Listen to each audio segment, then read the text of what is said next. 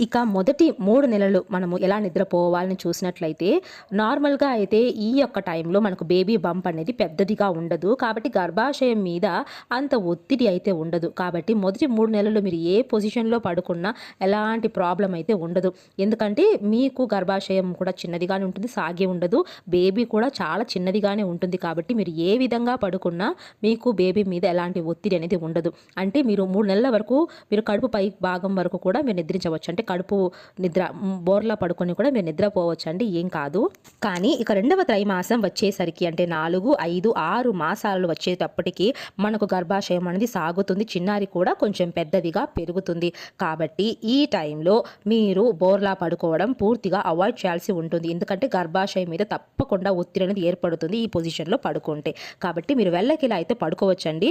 అంటే 26 వారాల వరకు కూడా మీరు వెల్లకిలా పడుకోవచ్చు మరియు పక్కకి పడుకోవచ్చు. సైడ్ తిరిగి